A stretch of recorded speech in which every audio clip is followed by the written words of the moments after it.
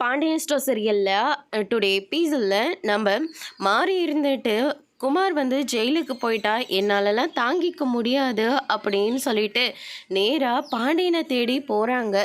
இது வரைக்கும் நான் உங்ககிட்ட எதுவுமே கேட்டதில்லை. அரசிக்கு நடந்தது பெரிய துரோகம் தான், அதை நான் இல்லைன்னு மறுக்கலை. நானும் ஒரு பொம்பளை புள்ளியை வளர்த்தவ தான்.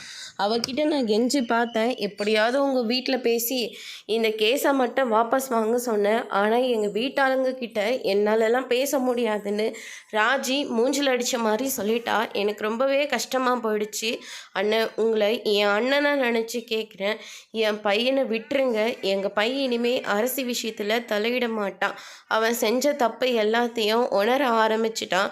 தினம் தினம் சரியாக தூங்குறதில்ல, சரியாக சாப்பிட்றதில்ல, எதையோ ஒன்று கொடுத்த மாதிரி இருக்கான். அவன் இருக்கிற இருப்பே எங்களால் தாங்கிக்க முடியல. இதில் அவன் ஜெயிலுக்கு வேற போயிட்டா, அதை சத்தியமாக எங்களால் தாங்கிக்க முடியாது. ஒத்த பையனை பறி கொடுத்துட்டு எங்களால் நிம்மதியாக வாழவே முடியாது. என் புருஷன் தப்பு பண்ணதுக்காக நீங்கள் எனக்கு தண்டனை கொடுத்துடாதீங்கன்னு, எப்படியாவது கேஸை மட்டும் வாபஸ் வாங்கிடுங்க அப்படின்னு சொல்லிட்டு மாறி வந்து பாண்டியன் கிட்ட கெஞ்சவும், நீ அழாதம்மா, குமார் திருந்திட்டான்னு நீ சொல்லிட்டேன்ல, இனிமேல் அரசியோட பக்கம் வரமாட்டான்னு நீ வாக்கு கொடுத்துட்டல, அதனால் நான் இன்றைக்கே போய் கேஸை வாபஸ் வாங்கிக்கிறேன் அப்படின்னு சொல்லிட்டு பாண்டியன் வந்து சொல்கிறாங்க. அதனால் மாறி இருந்துட்டு ரொம்ப நன்றின்னு அப்படின்னு சொல்லிட்டு கேஸை வாபஸ் வாங்கிறதுக்காக அரசியை கூட்டிகிட்டு போலீஸ் ஸ்டேஷன் போகிறாரு. அதோட இன்னைக்கான பிரம முடிச்சிருக்கு.